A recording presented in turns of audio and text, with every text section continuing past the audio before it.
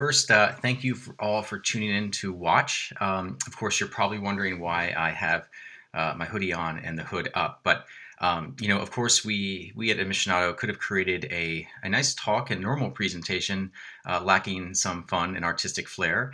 But I was feeling, as you can see, a Star Wars theme today. And if you haven't guessed, I have turned my Admissionado hoodie into the iconic robe worn by none other than Obi-Wan Kenobi. So I invite you all to sort of get in that Star Wars frame of mind as we sort of work to make you all resume Jedis. So now you're thinking, why did I do this today? Well, for the next 40 or so minutes, I'm going to show you all how to become simply a resume Jedi as it relates to your business school application. And it is, yes, Star Wars meets business school, and we know resumes can be somewhat bland and boring to talk about, but we're going to take a different approach today and thematically approach a topic that really is vital as you think about your overall profile. And now, before we get going, I'm going to share a brief overview about me. My name is John Miles, and I'm a senior consultant here at Admissionado. I graduated from Fuqua, and I did a certificate there in health sector management as well as entrepreneurship and innovation. Prior to Fuqua, I spent 8 years at Goldman Sachs, and then I currently have my own business development advising and coaching practice. So enough of me. Let's dig in. And I'm going to just open into a slideshow and get going. So I will be back. You'll see me. I'll be back later. But for now, I'm just going to kind of walk you through how we at Admissionado believe you should be approaching your resumes as part of the overall business school application. So here we go. So let's get started. So a long time ago, once upon a time, basically the dark side had an incredible power and coercion over MBA resume writing. It was really awful. Applicants' resumes barely saw the admissions committee's eyes, and if they did, these documents offered no true light and no candidate luster, if you will. So we're going to change that. Here today, we're going to continue to build the opposition, the legion of resume Jedis, which you soon will all become.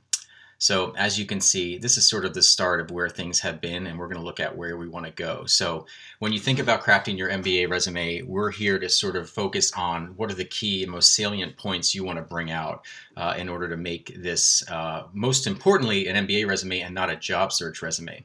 So let's start and step back first before we begin our formal training. So one of the things we're going to talk about first and foremost is what is the role or the purpose of the MBA resume. So ultimately it serves as an anchor for your essay.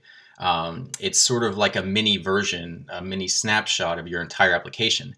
It portrays who you are, where you've worked, what you've achieved, what you have studied, and where you have volunteered. Notice the emphasis on you. We're going to talk about this later, but this is something where you got to be careful because you don't want to incorporate, as much as you may want to incorporate teamwork, for example, you want to stress your achievements, not those of other people.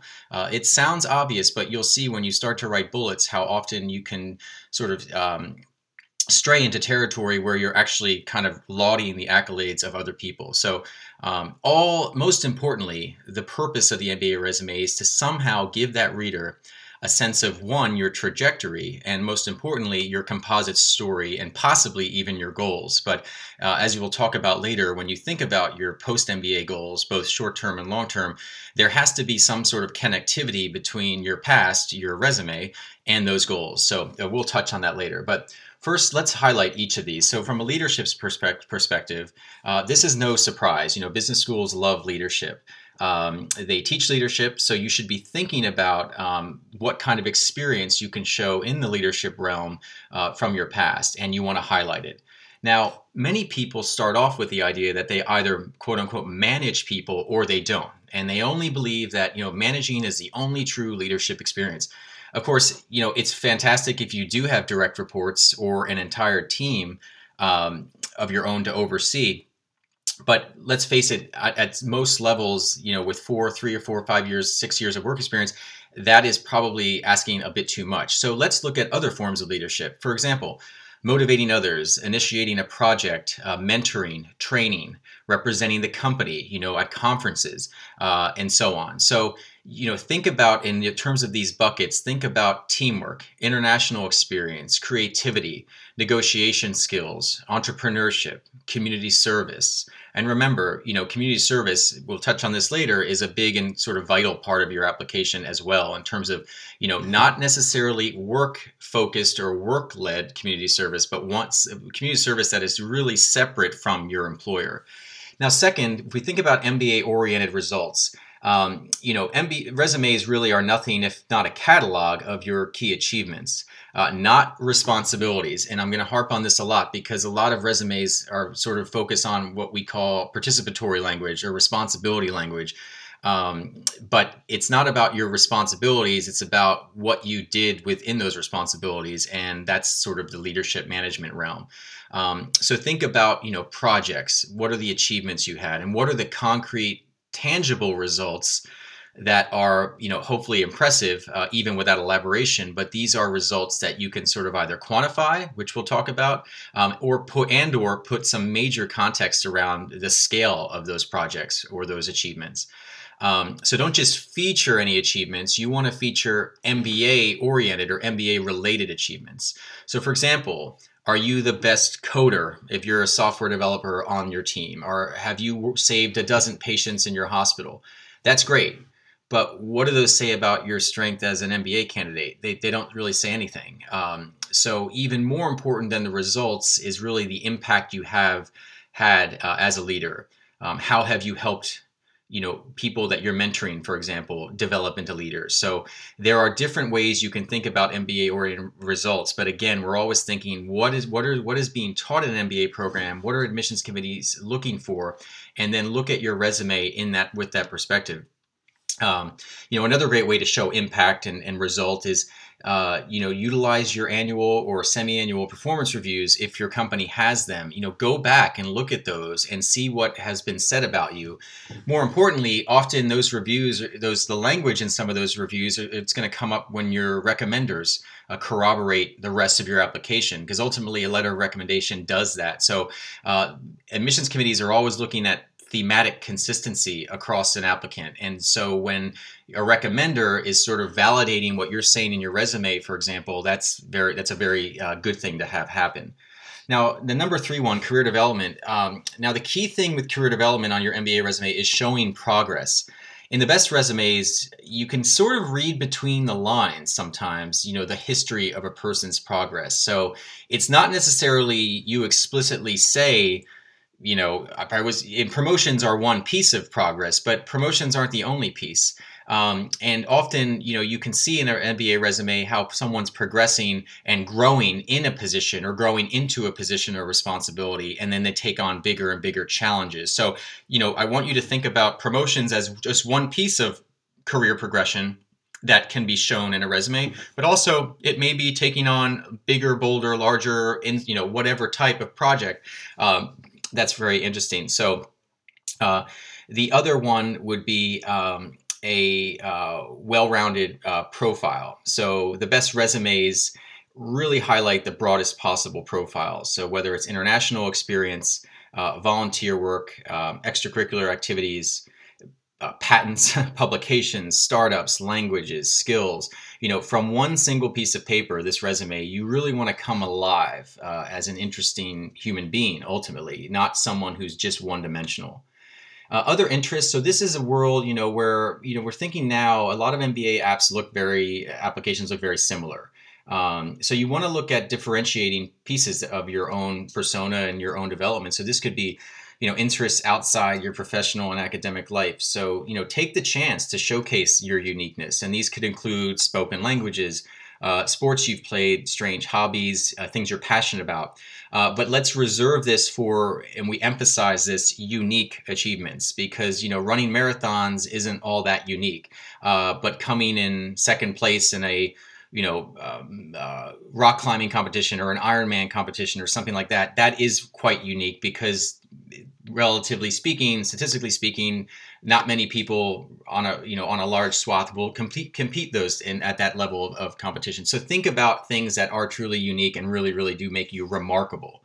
And lastly, I mentioned this earlier, and we're going to come back to this, but business school resume is about your story and not others, not other supporting actors. This is about your progress, your growth and development, and what ultimately makes you uniquely you. And that's covered from all the pieces I just pointed out, 1 through 5 here.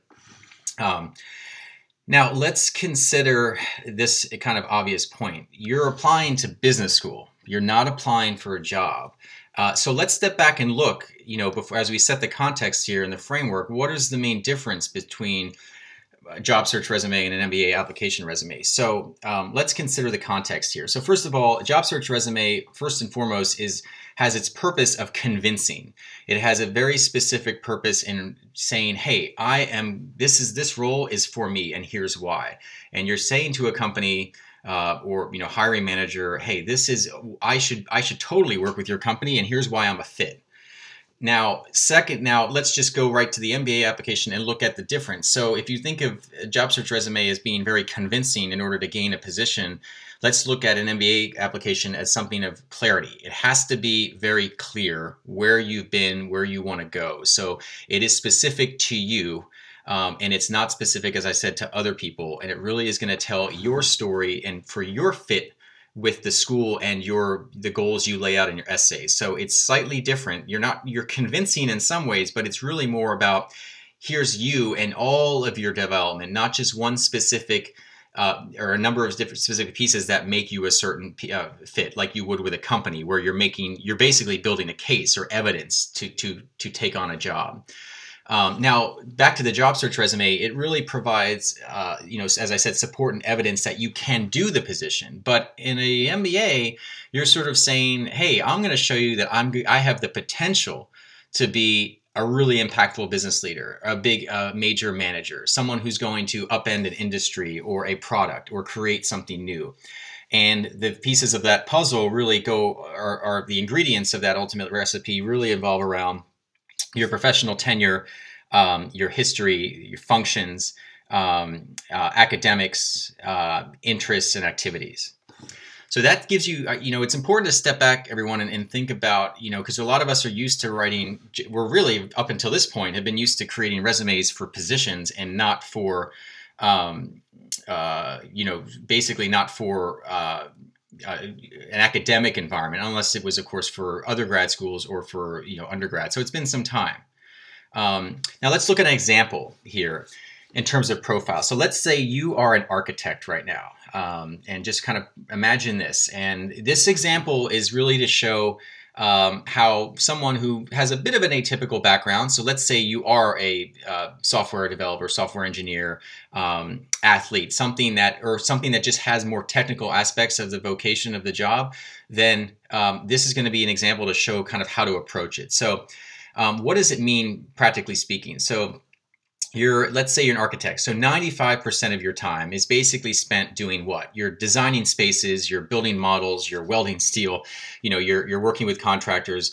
So let's step back. What aspects do you think an AdCom is going to really care about? So first of all, they're really going to care little about much of that kind of stuff.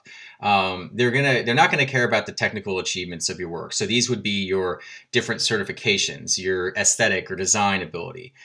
They will care about the stuff inside, the remaining 5%, if 95% they don't care about. So let's say you're an architect. Well, you're probably presenting to board members, perhaps, of a huge company. Or let's say you have ability to train junior architects. You have cross-functional collaboration skills, or you've won major contracts. You see how we're thinking now. We're stepping away from what I like to call the content of your work, and you're separating the content of your work from the function and the more kind of higher level roles you have within that content. So often think about your job as there's a functional piece of your job. So maybe your business development, maybe your marketing, maybe your research. So that often those skills are quite transferable across sectors and domains, but the content of your work, that can be much trickier to transfer. Let's think about that in terms of an MBA application. If you're focused just on the content of your work, that's going to be very, very narrowing and not appealing to an AdCom. So So let's step back. What about, all this stuff that these certifications, all these other technical skills, they just don't matter, or programming languages you've learned as a coder. That's not a business or a manager level skill that's really important. It's important as an input to your job, but not as what business schools are looking for. Because remember, none of these technical things on their own really promise success in the business world. It's really the evidence, just to reiterate, of sort of your management skills, your leadership skills, and social savvy, things like that are really going to ring true. So before we get into bullets and sort of what, building the resume, let's summarize here. So an MBA resume really only looks like a job resume, but it's definitely not going to read like one. And again, an MBA, a Master's in Business Administration, is a leadership in business degree, and they're going to look for leadership in your business potential. Work experience is key. In terms of your overall resume, you are applying to business school, so work's going to matter, and it matters more than anything else on your resume. So think about the breakdown. About 2/3 of your resume should be devoted to your work experience, because that's what the admissions committees are really most interested in learning about. So now that we've sort of set the framework of the differences between a job search resume and an MBA resume, and sort of the way to initially approach thematically and contextually an MBA resume, let's get into the actual creation of it. So let's start with the bullet point. Now, I say here technical marvel or art form. The bullet is truly an art form, and we're going to get into why.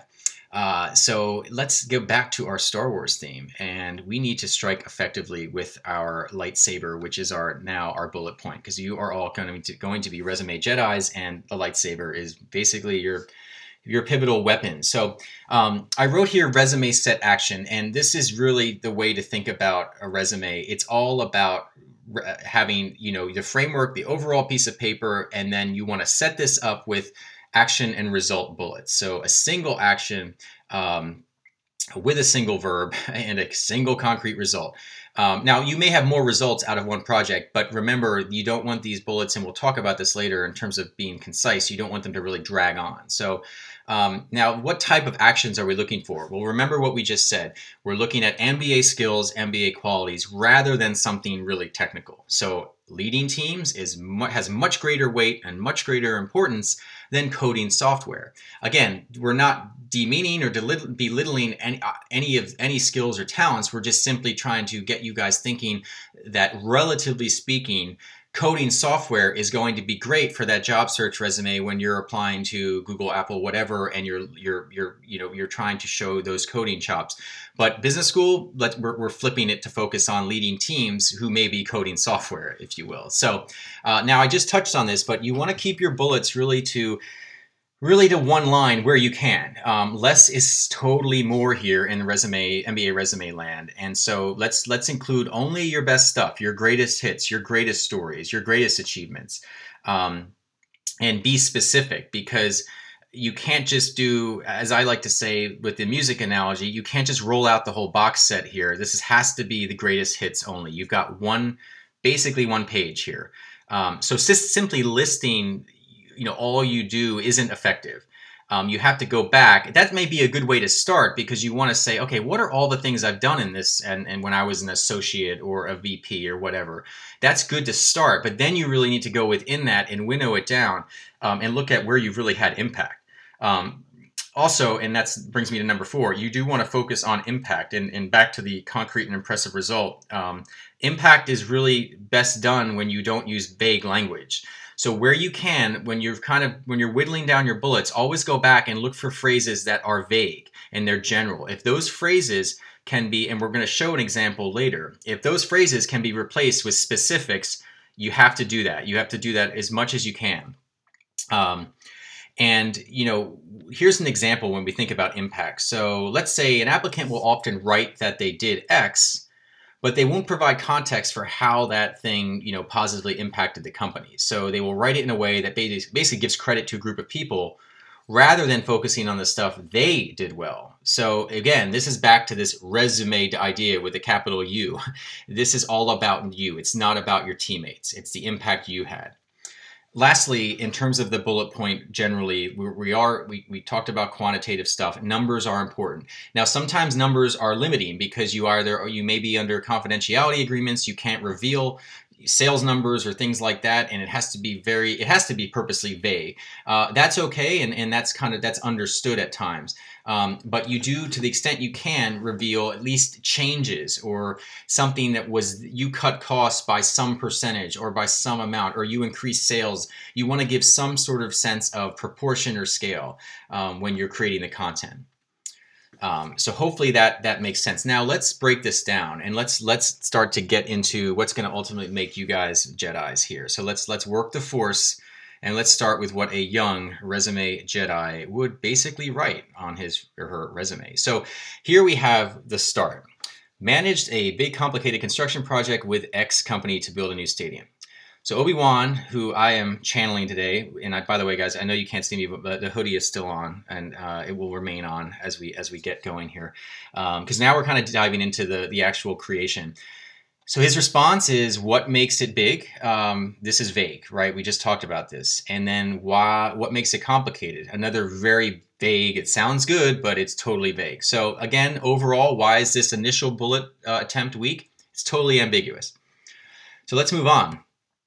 This is Yoda. So Yoda gets involved now, and Luke has kind of gone away, if you remember in the film, and now he's kind of going into a new level of knowledge, and that's what we're going to give you here. So now we have managed a team of 10 working on a $560 million project with 10 other partners, including X company, to build a new stadium. Okay, this is better, but we have numbers, but there is still that sense of, what is this project? We have a dollar amount. It sounds big, but can we get a sense of relativity here? Right now we can't. We have a number of people that were involved. That's good. The key thing to remember about this draft bullet is that you basically have a good sense of what kind of management environment was going on. There are a lot of parties involved here. So that suggests to the admissions committee there are a lot of competing interests. Diversity could be multicultural. We don't need to get into that now. Maybe that comes out in an essay. But the key thing is we're starting to get a sense of like what is going on with this project. This starting to sound impressive. So lastly, the force. Okay, now you're there, and we'll talk about why. So we're kind of meeting all the criteria we started to lay out. We have a quantified bullet here.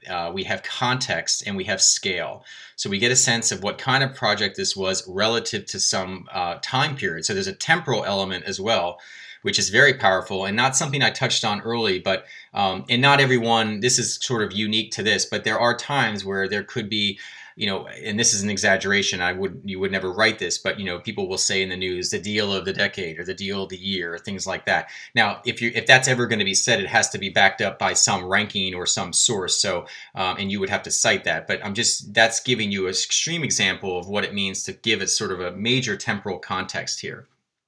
Now you all can kind of start to go forth and start to take these tips on creating the bullets, remembering 3 of the main ingredients to kind of get these things going. Because otherwise, you're totally going to sound like everyone else. And it's, you see a lot of resumes, and we see tons of them that have all these big words and stuff. And it's these adcoms will read right through them. It's better to really focus on something that's concise and tight, and make every word count, because ultimately with spacing, and you guys know this, you can only fiddle with the margins so much.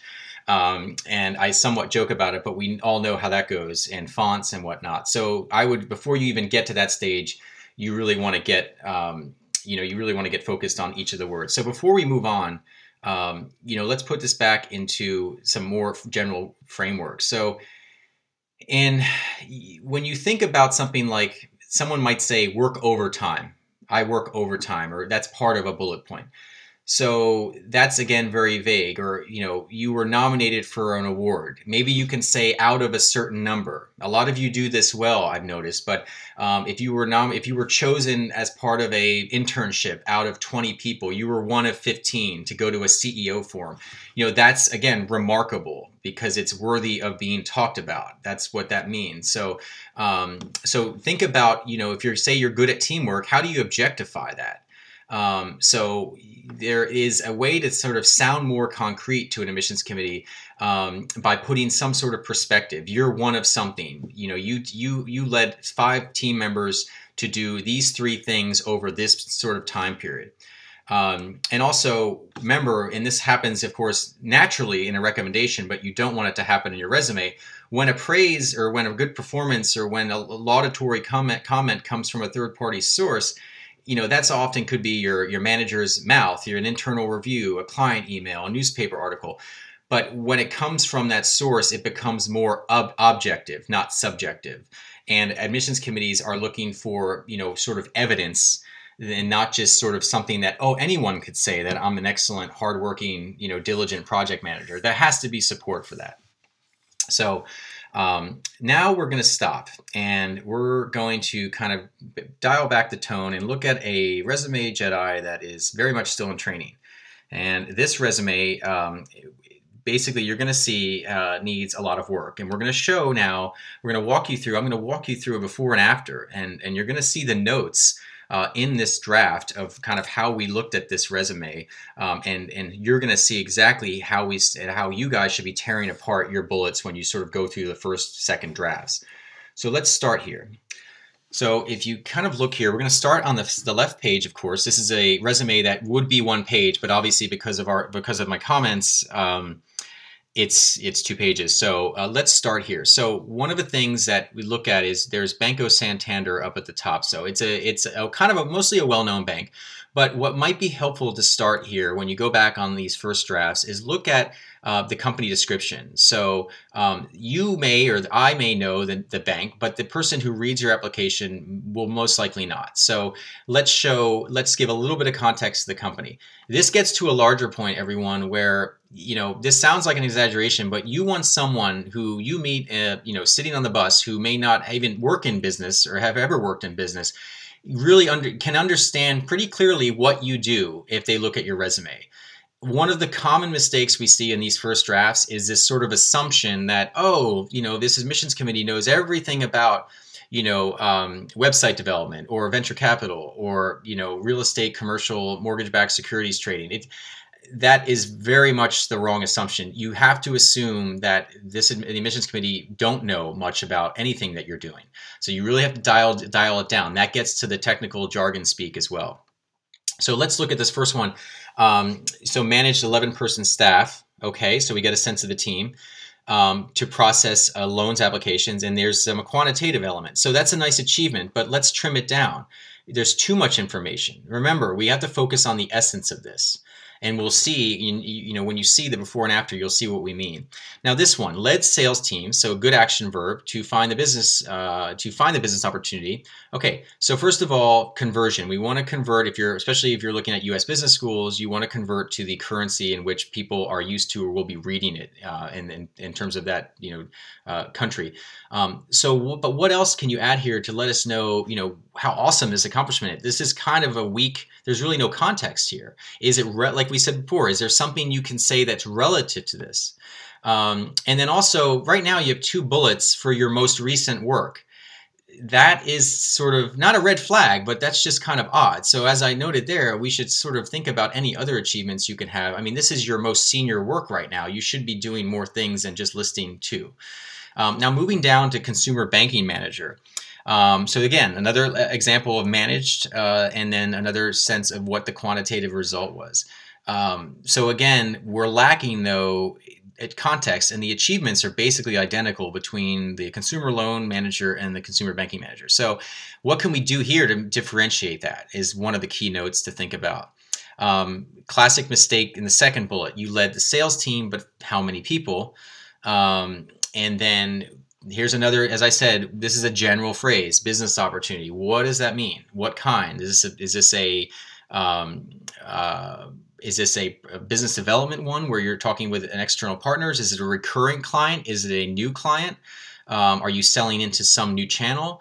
So things like that. So moving forward then, again, the third bullet, responsible. So there's the language we don't like, responsibility language. So you want to replace responsible for that phrase with something about cross-selling? So did you collaborate or work with other, something like that? Because responsible for or participated in, that's really weak, a really weak way to start a bullet.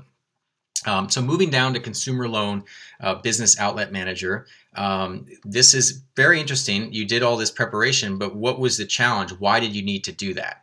Similarly, in the second bullet, it's a good start, but it's wordy, and it sounds again like some of the bullets in the prior sections.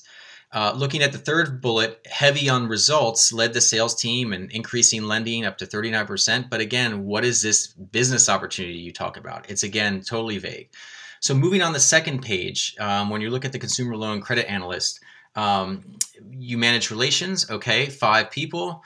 Okay. Another thing to note, everyone, is you notice the word 5 is written out, but in the prior page, 11 and all the other numbers are sort of inconsistently written out or not.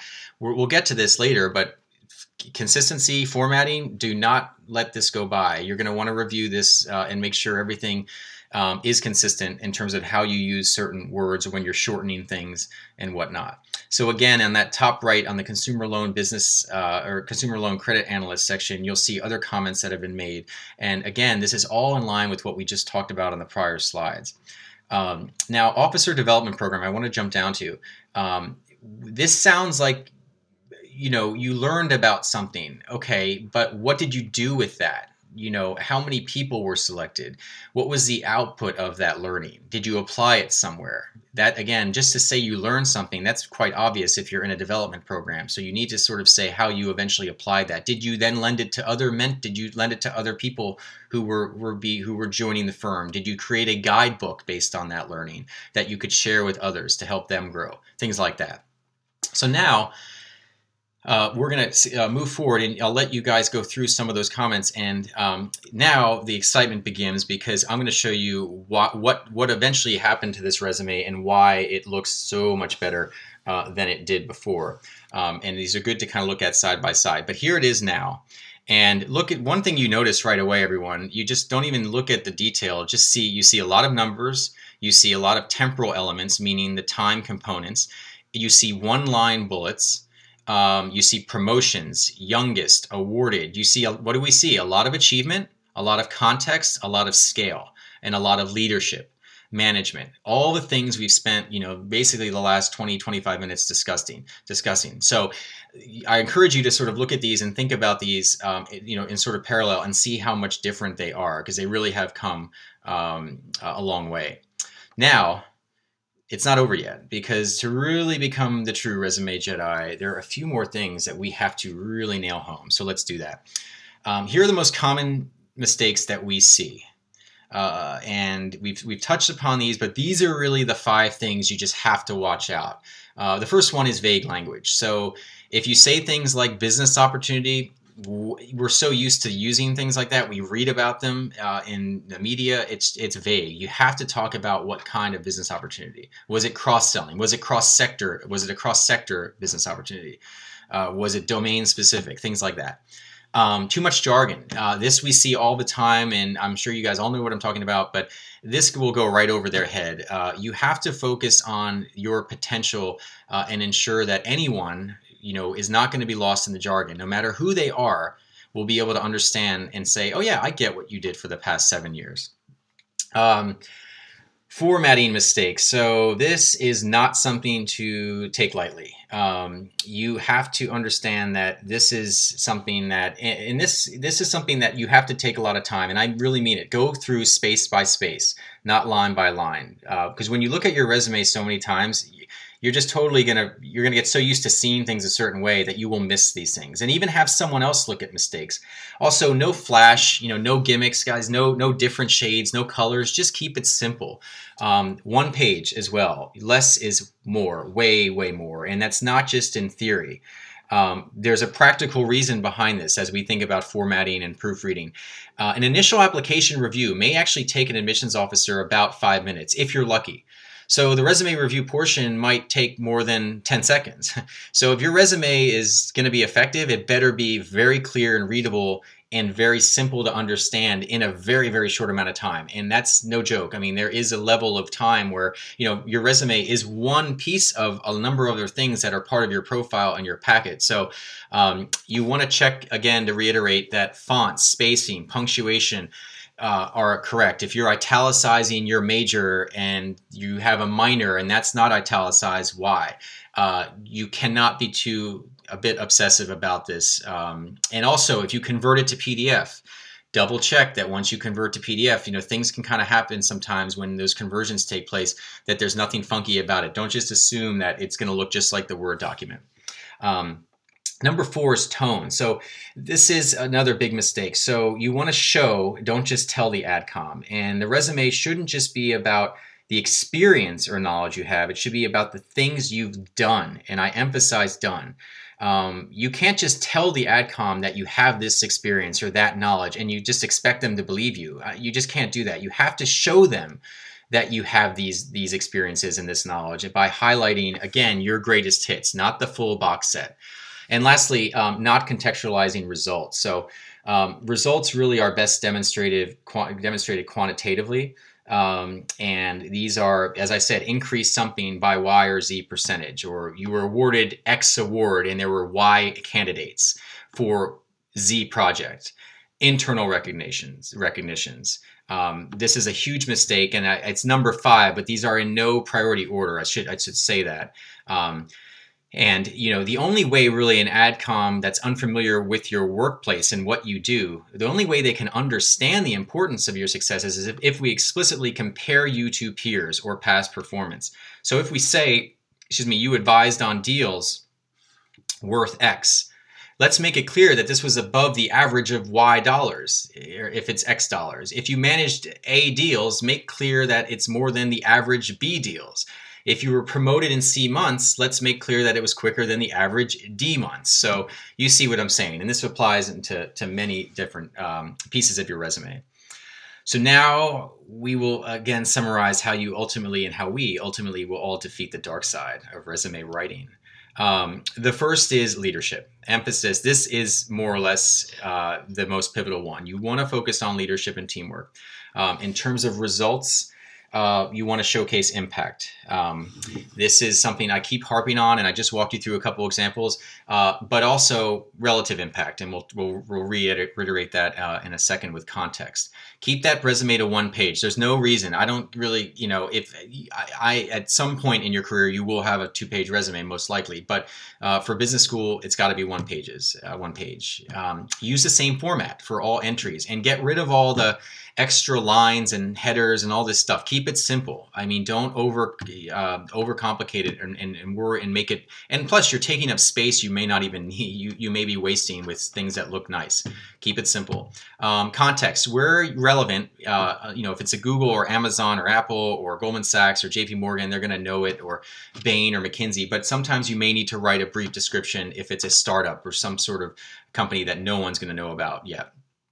Progress. This is key. I started with this talk like that, and I'm really going to end it too in large part. A resume is trajectory. It's showing and mentioning achievements and advancement of yourself, of your unique self, not others. Sure, you will have teammates, you will lead other people, but ultimately this is about you and what you've achieved. And in that note, responsibilities and all the language you can use. I was responsible for, I participated in. Those are not strong action placement words. You want to look at, you know, leading, managing, collaborating, designing, creating. These are much much more tied to achievements. The other words can be much more participatory and responsibility based. So now, if this resume Jedi training was helpful, we'll wait till you see this. So we encourage you to go to the following website, admissionado.com/resume/ to download our free resume guide. And there's a lot of lengthy material that will be very, very helpful for you guys. And the reason why is ultimately you do not want to let that resume drift aimlessly into the space in which the AdComs sit. You want to be that real Jedi, resume Jedi, and I hope today has been quite helpful. I'm going to come back online and get out of slideshow, and I'm gonna, hopefully you'll see me again. Yes, here I am. So everyone, thank you so much for joining today. Again, my name is John Miles. I am a senior consultant at Admissionado. I hope this has been helpful. I hope it was a little bit more fun and a bit more humorous than resume stuff can be. At least we try to make everything that way. And again, really appreciate your time. And if you have any questions, you know where to find us. But thank you very, very much. And have a enjoy, and again, spend some time, especially on the before and after. Spend some time sort of going through and seeing the difference. And I will now sign off as Obi-Wan, the resume teacher. I'll talk to you soon. Thanks, everyone.